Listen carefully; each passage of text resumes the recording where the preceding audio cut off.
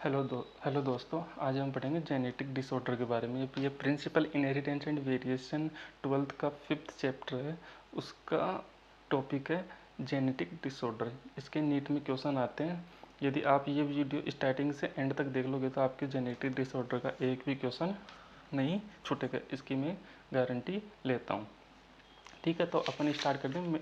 Genetic disorder दो type का होता है, Mendelian disorder and chromosomal disorder. ठीक है, मेंडेलियन डिसऑर्डर 5 टाइप का होता है, अपने सिलेबस में दे रखा है। ये 3 टाइप का होता है। तो पहला हीमोफीलिया, दूसरा कलर ब्लाइंडनेस, तीसरा सिकल सेल एनीमिया और चौथा फिनाइलकीटोन्यूरिया और 5वें नंबर पे है थैलेसीमिया। क्रोमोजोमल डिसऑर्डर में down syndrome, Turner syndrome and Klinefelter syndrome. एक एक के बारे में अभी अपन देखेंगे। ठीक है, तो सबसे पहले अपन देखते हैं मेंडेलियन डिसऑर्डर क्या होता है। मेंडेलियन डिसऑर्डर दोस्तों म्यूटेशन के कारण होता है या कन्वर्जन, जीन एक सिंगल जीन के कन्वर्जन के कारण। एक जीन है वो रूपांतरित हो जाती है तो मेंडेलियन डिसऑर्डर होगा। म्यूटेशन यानी उत्परिवर्तन, जैसे X ray, gamma ray, ultraviolet किरणें से कोई म्यूटेशन हो गया तो ये डिसऑर्डर अपने को देखने में। ये हेरिडिटी के प्रिंसिपल पे वर्क करती है। हेरिडिटी प्रिंसिपल मतलब वंशानुगति के नियम पे, जैसे माता पिता से बच्चों में कैसे ये रोग ट्रांसफ़र होते हैं उस पर वर्क करती है। ये मेंडेलियन नाम क्यों पड़ा, क्योंकि मेंडल के नियम के आधार पे ये रोग दिए गए हैं। ठीक है, तो अपन मेंडेलियन डिसऑर्डर के बारे में देख लिए। इसके बाद क्रोमोजोमल डिसऑर्डर। क्रोमोजोमल डिसऑर्डर ये है जैसे क्रोमोजोम के या तो नंबर में वृद्धि या कमी, दो ही बात हो सकती है, क्रोमोजोम के नंबर में वृद्धि या कमी। वृद्धि का मतलब ये है अपन में 46 क्रोमोजोम है। 46 क्रोमोजोम का मतलब ये है कि एक क्रोमोजोम की वृद्धि या दो क्रोमोजोम की वृद्धि, तो 46 से 47 या 48 हो जाए, या 46 से 45 या 44 हो जाए। स्ट्रक्चर में चेंज, क्रोमोजोम के स्ट्रक्चर में जब चेंज होगा तो क्रोमोजोमल डिसऑर्डर होगा। तो क्रोमोजोमल डिसऑर्डर के बारे में अपन ने देख लिया। ठीक है, अब देखते हैं हीमोफीलिया के बारे में। दोस्तों हीमोफीलिया एक एक्स लिंक्ड रिसेसिव डिसऑर्डर है। इससे पहले मैं आपको ये कंफ्यूज होता है तो उसके पहले मैं आपको बता देता हूँ। एक्स लिंक्ड रिसेसिव कौन से होते हैं, ऑटोसोमल रिसेसिव कौन से होते हैं पूरी डिजीज में से, इनमें से पूरे में से आपको डायरेक्ट क्वेश्चन मिलेगा तो आप टिक लगा सकते हो। जैसे एक्स लिंक रेसेसिव या सेक्स लिंक रेसेसिव बोलते हैं इसको, हीमोफीलिया एंड कलर ब्लाइंडनेस दो डिजीज होते हैं। और तो काफ़ी होते हैं लेकिन अपने सिलेबस में यही दे रखे हैं। ऑटोसोमल में sickle cell anaemia, phenylketonuria and thalassaemia 3 है। वैसे तो खूब होते हैं लेकिन अपने सिलेबस में इतने दे रखे हैं, तो अपन को ये ध्यान रखना है एक्स लिंक रिसेसिव कौन सा होता है, ऑटोसोमल रिसेसिव कौन सा होता है। अब अपन देखते हैं मेंडेलियन डिसऑर्डर में हीमोफीलिया। हीमोफीलिया एक एक्स लिंक रिसेसिव डिसऑर्डर है, मैंने आपको बता दिया। क्वीन विक्टोरिया फैमिली में देखा गया था। ये इसको रॉयल डिजीज भी कहते हैं। ठीक है, ये defected in single protein involve in clotting in blood. इसका मतलब क्या हुआ, एक प्रोटीन होती है जो क्लोटिंग में काम करती है, जैसे ब्लड का थक्का बनाने में। अब उस प्रोटीन की कमी हो जाती है, ये लीवर में बनती है प्रोटीन, लेकिन क्या होता है कि कुछ कारणों से ये या म्यूटेशन के कारण ये प्रोटीन बनना बंद हो जाती है। जैसे कि कोई लीवर में प्रोटीन बन रही है, लीवर में कोई प्रोटीन बन रही है, कुछ कारणों से या म्यूटेशन से, मान लो म्यूटेशन हो गया तो ये प्रोटीन, लीवर में प्रोटीन है जो बन रही है, जो क्लोटिंग करती है, लीवर में एक प्रोटीन है जो क्लोटिंग करती है। कुछ म्यूटेशन के कारण ये प्रोटीन बनना बंद हो गई। तो जब भी ये बनना या बंद हो जाती है या एब्सेंट होती है, उस व्यक्ति में ब्लड का थक्का नहीं बनेगा, क्लोटिंग नहीं होगी उसमें। यदि जैसे ये हाथ यहाँ पे कहीं पे भी चोट लग गई या कट लग गया तो उसमें कंटिन्यूसली ब्लड बहता रहेगा। ये बहुत ही घातक बीमारी है। वैसे तो कहीं पे भी ब्लड कट लग जाएगा तो ये बहता रहेगा। हीमोफीलिया नाम से स्पष्ट होता है, हीमोफीलिया फेल हो रहा है, क्या, ब्लड निकलता जा रहा है कंटिन्यूसली, तो इसको बोलते हैं डिफेक्टेड कमी आ जाती है single protein involve in clotting in blood. Blood में क्लोटिंग होता है ना, वो एक प्रोटीन करती है जो लीवर में बनती है, और वो लीवर में बनती है ना, उसकी कमी आ जाने के कारण ये हीमोफीलिया होता है। ठीक है। ब्लीडिंग कंटिन्यूसली होती है। ब्लीडिंग आपको पता है, कट लग गया तो कंटिन्यू ब्लड बहता रहेगा। ठीक है। ये किस में ज़्यादा होता है, मेल में ज़्यादा होता है या female? Male is more affected than female. ये ज़्यादातर मेल में ज़्यादा होता है, फीमेल में कम होता है। फीमेल तो कैरियर होती है। कैरियर का मतलब ऐसी महिला जिसमें ये रोग है लेकिन ये इनएक्टिव फॉर्म में है। ये आगे महिला जिससे भी शादी होगी तो उसमें आगे उनके बच्चों में या उनके जो भी बच्चे हैं उनमें ट्रांसफ़र होगा ये डिजीज़। महिला ओनली कैरियर का काम करती है, कैरियर यानी वाहक। ठीक है। तो इसमें एक्स लिंक रेसेसिव, तो x H x H, H का मतलब हीमोफीलिया, ऐसा आ जाए एक्स एच एक्स एच, तो फीमेल अफेक्टेड है, ये फीमेल में रोग होगा। ठीक है। एक्स एच एक्स, ये फीमेल कैरियर को अपन नॉर्मल भी कंसीडर कर सकते हैं, क्योंकि इसमें इनएक्टिव फॉर्म में होता है ये डिजीज। इनएक्टिव, जैसे ये क्वीन विक्टोरिया थी ना, उसमें ये रोग कैरियर के रूप में था, इसमें डिजीज नहीं था, ये तो सुरक्षित थी, लेकिन इसमें कैरियर के रूप में, मतलब ये अपने उनके जो भी वंशज थे ना, जब भी इनके बच्चे थे या पुत्र थे इनके, तो उनमें ये डिजीज आगे ट्रांसफ़र हुआ। उस क्वीन विक्टोरिया में तो कुछ नहीं हुआ क्योंकि वो कैरियर थी, वो तो सेफ थी, कैरियर को नॉर्मल कंसीडर कर सकते हैं अपन। एक्स एच वाई, इसमें एक्स क्रोमोसोम पे होता है, तो एक्स एच एच का मतलब हीमोफीलिया, ये अफेक्टेड होगा। नॉर्मल को अपन जानते ही हैं, X X X Y, X X female X Y male. तो आप हीमोफीलिया के बारे में समझ गए होंगे। तो इसके बाद अपन कलर ब्लाइंडनेस के बारे में देखते हैं। Colour blindness same to same haemophilia की तरह ही होता है। कलर ब्लाइंडनेस सेक्स लिंक या एक्स लिंक रेसेसिव डिसऑर्डर होता है। ठीक है। इसमें जिसमें ये डिजीज होता है ना, वो रेड और ग्रीन में डिफ्रेंशिएट नहीं कर पाता कि रेड कलर कौन सा है या ग्रीन कलर कौन सा है। Found more in male than in female, ज़्यादा ये मेल में होता है। वही सेम टू सेम कंडीशन है। जैसे एक्स सी का मतलब कलर ब्लाइंडनेस, एक्स सी फीमेल अफेक्टेड है। ठीक है। एक्स सी एक्स फीमेल कैरियर होगी। इसमें कैरियर मतलब इसमें इनएक्टिव फॉर्म जो जीन होती है ना, जो ये डिजीज कोज करती है, उसमें ये इनएक्टिव फॉर्म में होगी। इनएक्टिव फॉर्म का मतलब ये खुद में ये नॉर्मल होगा, ये फीमेल नॉर्मल होगी। इनएक्टिव फॉर्म में ये खुद में डिजीज नहीं करेगा, ये आगे ट्रांसफ़र करेगा अपने बच्चों में, ये फीमेल। ऐसे एक्स सी वाई ये अफेक्टेड होगा, क्योंकि इसमें एक एक्स ही क्रोमोसोम होता है मेल में, एक वाई होता है। वाई पे ये डिजीज नहीं होता, एक्स पे होता है, इसलिए इसको एक्स लिंक रेसेसिव बोलते हैं। मेल अफेक्टेड होगा। नॉर्मल कंडीशन आपको ये दे रही कि एक्स एक्स नॉर्मल फीमेल और एक्स वाई नॉर्मल मेल। ठीक है।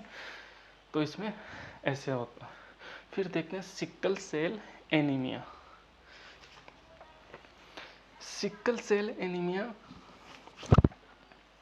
ऑटोसोमल लिंक रेसेसिव है। मैंने आपको शुरू में बता दिया था ऑटोसोमल कौन से होता है और एक्स लिंक कौन से होते हैं।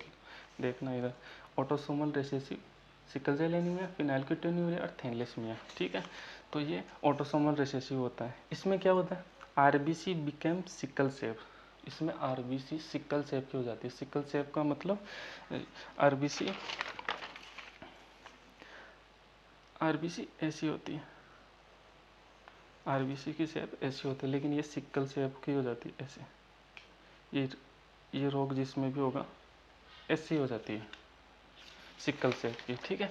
ये क्वालिटेटिव डिसऑर्डर है। क्वालिटेटिव का मतलब ये डिजीज जैसे आरबीसी सिकल शेप की होगी तो आरबीसी में कमी आएगी, कहने का मतलब कमी आएगी, आरबीसी में कमी आएगी तो इसकी क्वालिटी कम हो जाएगी, क्वालिटी कम हो जाएगी आरबीसी की। जैसे इसे क्वालिटेटिव डिसऑर्डर कहते हैं। इसको नॉर्मली HbA ऐसे anaemia sickle cell HbA normal consider करते हैं। HbA HbS normal but carrier होगी ये। कैरियर का मतलब मैंने बता ही दिया, खुद में ये इनएक्टिव फॉर्म में और अपने बच्चों में ये डिजीज कोज करेगा, ट्रांसफ़र करेगा। HBS दोनों में एस आ जाए तो ये डेथ होगा बिफोर बर्थ। जिस ऐसी कंडीशन जिसमें भी होगी ना, उसका डेथ जन्म से पहले ही उसकी डेथ हो जाएगी। ये बहुत ही घातक बीमारी है सिकल सेल एनीमिया। यह सिंगल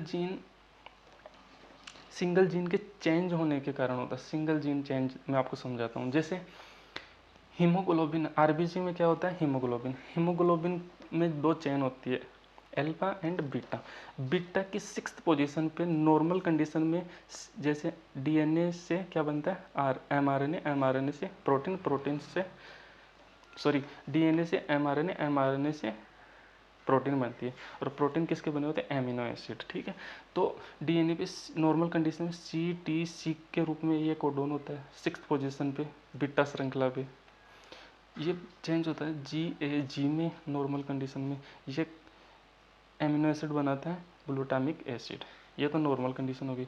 लेकिन ये डिजीज जिसमें होगा उसमें CTC नॉर्मल होना चाहिए, तो उसकी जगह CAC आ जाएगा। ये बीच वाला सिंगल जीन, ये एक जीन में चेंज हो गया, तो CAC 6th पोजीशन बीटा की वही है, सेम टू सेम CAC। ये चेंज होगा, GUG होना चाहिए था GAG में, लेकिन ये हो गया GUG। ये वेलेनिन बनाएगा।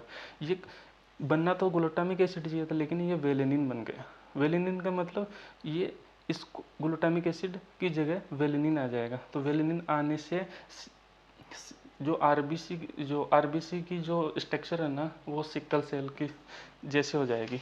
तो मैं आपको समझाता हूँ। जैसे ये आरबीसी है, आरबीसी में हीमोग्लोबिन है, हीमोग्लोबिन में अल्फा एंड बीटा दो चेन है। बीटा पे ये डिजीज होगा। बीटा की जैसे अल्फा एंड बीटा, दो तो अल्फा चेन होती है और दो बीटा चेन होती है। तो बीटा की पहली, दूसरी, तीसरी, चौथी, पांचवी, छठवीं 6th पोजीशन पे ये डिजीज कोज करता है। जैसे नॉर्मल कंडीशन में क्या होता है, ये नॉर्मल कंडीशन इधर है, CTC ये चेंज होना था GAG में, हो गया ग्लूटामिक एसिड बन गया। इसमें नॉर्मल आरबीसी बनेगी।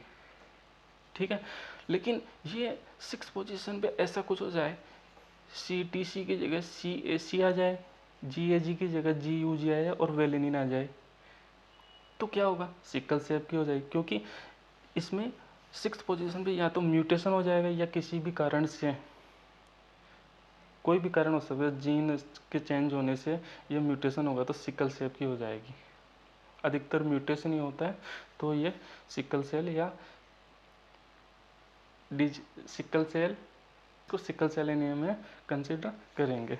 सिकल सेल एनीमिया के बारे में आपको मैंने बता ही दिया कि नॉर्मल कंडीशन ये होगी और अफेक्टेड कंडीशन ये होगी। ग्लूटामिक एसिड वेलेनिन में चेंज हो जाएगा, तो ये condition sickle cell disease cause करेगी।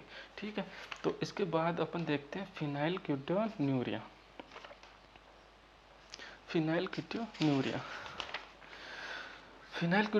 में क्या होता है, ये ऑटोसोमल रिसेसिव डिसऑर्डर, मैंने शुरू में बता दिया था। फिनाइलकीटोन्यूरिया इधर ऑटोसोमल फिनाइलकीटोन्यूरिया ऑटोसोमल रिसेसिव होता है। तो पहली बात, फिनाइलकीटोन्यूरिया ऑटोसोमल रिसेसिव डिसऑर्डर। ठीक है, affected individual lake enzyme phenyl alanine hydrolase.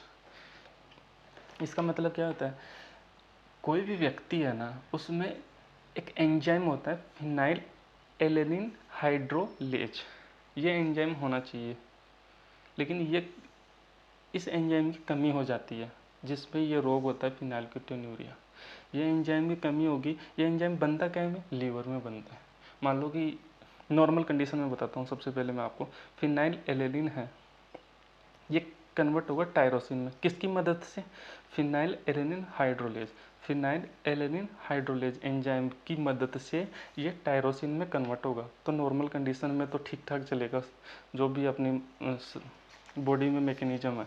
ठीक है, ये फिनाइल एलेनिन टायरोसिन में कन्वर्ट होगा फिनाइल एलेनिन हाइड्रोलेज एंजाइम की मदद से, ये नॉर्मल कंडीशन। लेकिन ऐसा नहीं होता इस डिजीज में, जिसमें फिनाइलकीटोन्यूरिया डिजीज होता है। फिनाइल एलेनिन जो है ना, वो कन्वर्ट नहीं हो पाता टायरोसिन में, ये फिनाइलएलेनिन टायरोसिन में कन्वर्ट नहीं हो पाता क्योंकि एब्सेंट होता है फिनाइलएलेनिन हाइड्रोलेज एंजाइम। ये एंजाइम एब्सेंट होता है, इसको अफेक्टेड पर्सन बोलते हैं जिसमें ये रोग होता है। जैसे ये कन्वर्ट नहीं होगा, आगे नहीं कन्वर्ट नहीं हो पाएगा, तो ये फिनाइलएलेनिन हाइड्रोलेज डिपोजिशन होगा अंदर में, कोई भी शरीर में एक चीज़ से दूसरी चीज़ में कन्वर्ट नहीं होगा। तो पहली चीज़ जो है वो वहाँ इकट्ठा होगी, इकट्ठा काय के रूप में होगी, फिनाइल पायरुविक एसिड, जो ये बहुत ही घातक है अपने शरीर में। ये अपने मस्तिष्क में मेंटल रिटार्डेशन कॉज करेगा। ठीक है, तो इसमें ये डिजीज जो भी व्यक्ति में ये फिनाइलकीटोन्यूरिया होता है ना, तो उसमें एक फिनाइलएलेनिन हाइड्रोलेज एंजाइम की कमी हो जाती है, और कमी होने के कारण ही ये डिजीज होता है। नॉर्मल कंडीशन में फिनाइल टायरोसिन में चलता रहेगा, कोई दिक्कत नहीं, भाई मैं हूँ, ये बोलते हैं मैं फिनाइलएलेनिन हाइड्रोलेज एंजाइम हूँ, आप कन्वर्ट हो बारी बारी से, तुरंत ये कंडीशन चलती रहेगी। लेकिन ये जिसमें रोग हुआ ना, वो बोलेगा भाई मैं कन्वर्ट नहीं होऊंगा, ये इसको चाहिए फिनाइलएलेनिन हाइड्रोलेज, इसको कन्वर्ट होने के लिए चाहिए फिनाइलएलेनिन हाइड्रोलेज एंजाइम। लेकिन ये तो है नहीं, तो डिपोजिशन होगा। डिपोजिशन किसका होगा, फिनाइलएलेनिन का डिपोजिशन होगा, और ये डिपोजिशन पायरुविक एसिड के रूप में होगा। तो ये मेंटल रिटार्डेशन, ये अपने मस्तिष्क में जैसे कि चक्कर वक्कर आना या मेंटली डिस्टर्ब होना, ये सब कुछ इसमें होता है। इसमें नॉर्मल कंडीशन में कैपिटल ए नॉर्मल होता है, capital A small A carrier का मतलब मैंने बताया जो खुद में ये इनएक्टिव फॉर्म में, लेकिन आगे जनरेशन में ये ट्रांसफर करेगा करेक्टर। स्मॉल ए अफेक्टेड होता है। ठीक है, तो अपना ये फिनाइलकीटोन्यूरिया हो गया। अब इसके बाद थैलेसीमिया देखते हैं। थैलेसीमिया मैंने बताया थैलेसीमिया ऑटोसोमल रिसेसिव है, शुरू में बता दिया था। Decrease synthesis of alpha and beta globin chain of haemoglobin, इसमें अल्फा और बीटा ग्लोबिन चेन का सिंथेसिस कम होता है, जिससे ये थैलेसीमिया डिजीज होता है। Quantitative, sickle cell anaemia qualitative था, क्वालिटेटिव का मतलब उसकी शेप में चेंज हो रहा था, उसको क्वालिटेटिव। ये क्वांटिटेटिव, ये बन ही कम रहा है हीमोग्लोबिन, ये बन ही कम रहा है, तो इसको क्वालिटेटिव डिसऑर्डर कहते हैं। ठीक है, तो नॉर्मल कंडीशन में अपने में एक हीमोग्लोबिन अणु में 2 अल्फा चेन 2 बीटा चेन होती है। तो ये 2 टाइप का होता है थैलेसीमिया, अल्फा थैलेसीमिया और बीटा थैलेसीमिया। अल्फा थैलेसीमिया में क्या होता है, अल्फा चेन कम सिंथेसिस होती है, और बीटा में बीटा चेन कम सिंथेसिस होगी। रोग के नाम से ही ये स्पष्ट होता है। जैसे अल्फा है तो अल्फा थैलेसीमिया तो अल्फा चेन कम, और बीटा है तो बीटा चेन कम सिंथेसिस होगी। मान लो अल्फा कम हो रही है तो मोर कौन सा होगा, बीटा चेन। इसके विपरीत ज़्यादा इसमें अवेलेबल कौन सा होगा, बीटा चेन। इसमें अवेलेबल कौन सा होगा, क्योंकि बीटा कम है तो अल्फा चेन ज़्यादा होगा। ये क्रोमोसोम नंबर 16 पे उपस्थित 2 एलील के कारण होता है। ये क्रोमोसोम नंबर 11 के कारण होता है।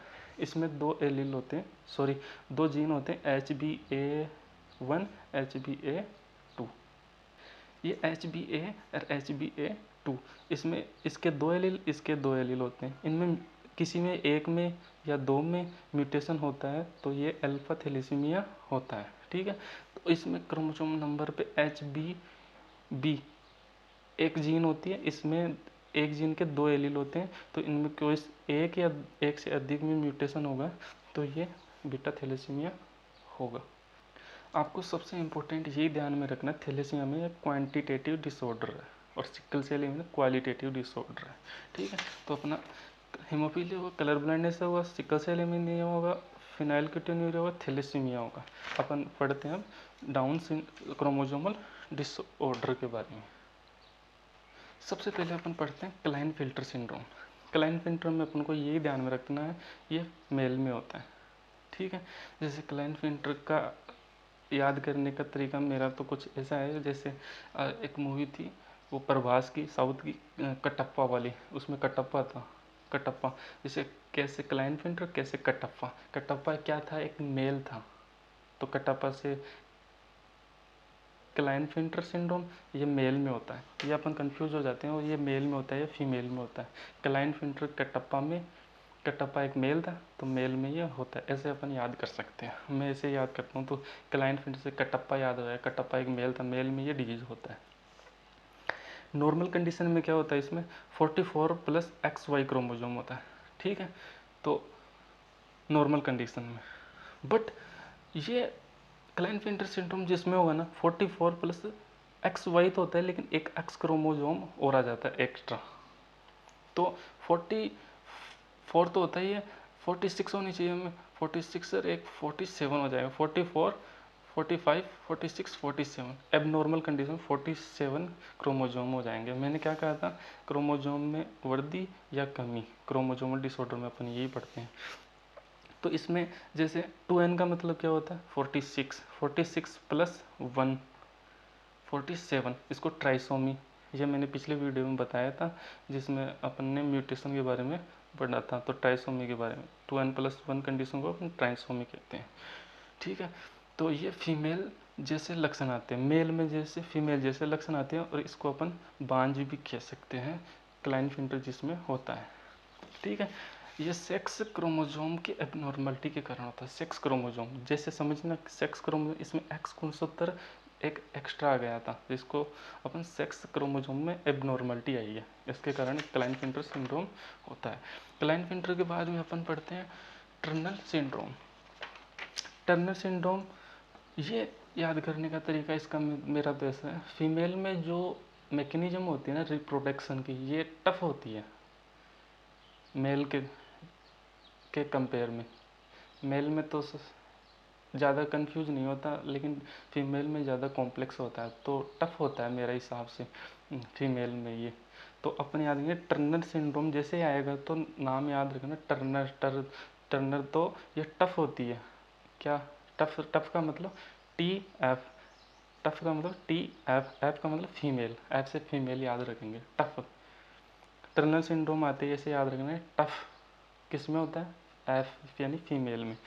नॉर्मल कंडीशन में फीमेल होता है 44 plus XX, but affected condition में 44 प्लस X जीरो, जीरो मतलब एक X क्रोमोजोम गायब हो गया इसे एबनॉर्मल कंडीशन में, तो 44 प्लस X0 का मतलब 45 क्रोमोजोम हो गए इसमें, 45 46 होने चाहिए था, लेकिन एक X क्रोमोजोम निकल गए यहाँ से, उसको अपन बोलते हैं 44। 2n का मतलब क्या होता है 46, 46 में से एक माइनस कर दो 45, इसको मोनोसोमी बोलते हैं। ये म्यूटेशन में मैंने पढ़ाया था, मोनोसोमी, ट्राइसोमी, नीलोसोमी, टेट्रासोमी सारे बताए थे, आप ये वीडियो देख लेना। डायरेक्ट क्वेश्चन भी आ जाता है, टर्नर सिंड्रोम है मोनोसोमी या न्यूलोसोमी, टेट्रासोमी, ट्राइसोमी, तो आपको ये ध्यान में रखना है ये मोनोसोमी का एग्जाम्पल है टर्नर सिंड्रोम। इसमें ओवेरी अल्प विकसित होती है, जिस भी महिला में ये होगा ओवेरी अल्प विकसित, इन महिलाओं को अपन बांझ भी कह सकते हैं, ठीक है। ये सेक्स क्रोमोजोम की एबनॉर्मलिटी के कारण होता है, सेक्स क्रोमोजोम की एबनॉर्मल, क्योंकि इसमें एक्स क्रोमोजोम कम है, इसको बोलते हैं सेक्स क्रोमोजोम की एबनॉर्मलिटी के कारण होता है। अपना क्लाइनफिल्टर हो गया, टर्नर हो गया। अब डाउन सिंड्रोम के बारे में अपन पढ़ते हैं। डाउन सिंड्रोम में कुछ ज़्यादा नहीं है, chromosomal disorder due to extra 21st chromosome, ये क्रोमोजोमल डिसऑर्डर है, ये सेक्स क्रोमोजोम की एबनॉर्मलिटी के कारण नहीं होता है, ये 21 पे जो ऑटोसोमल क्रोमोजोम होते हैं ना उनके होता है, जैसे 21 फर्स्ट पे क्रोमोजोम क्या होता है आपको मैं बताता हूँ। ये क्रोमोजोम का एक पेयर है 21st पेयर का, इस यहाँ पे एक ये तो है ही, इसके साथ एक एक्स क्रोमोजोम एक क्रोमोजोम एक्स्ट्रा आ जाता है, तो दो तो पहले से ही है, एक और आ गया, 3 हो गए, तो इसको 2n तो 46 को बोलते हैं, 46 प्लस 1 47 हो गया, एक और आ गया 47, इसको ट्राइसोमी बोलते हैं। ट्राइसोमी अपन ने पहले अब थोड़ी देर पहले किस में देखा था, इसमें क्लाइनफिल्टर में देखा था ट्राइसोमी, क्योंकि 2n प्लस कंडीशन को ट्राइसोमी बोलते हैं, आप पिछले वीडियो में देखना। तो ट्राइसोमी 46, 2n को 46 प्लस 1 47 क्रोमोसोम हो जाएंगे इसमें, ट्राइसोमी। ठीक है, तो टोटल क्रोमोसोम 47। इसमें ये बच्चों में ज़्यादा होते हैं, जैसे जीभ में खांच, मस्तिष्क से चपटा, हथेली लंबी, छोटे कद के होते हैं, इनमें ये अफेक्ट देखने को मिलते हैं। अपने ये सारे डिजीज हो गए। तो यदि आपको ये वीडियो अच्छा लगा तो आप इसको शेयर करें और कमेंट करें आगे आपको कौन सा वीडियो चाहिए, और चैनल को ज्वाइन करें। Thank you.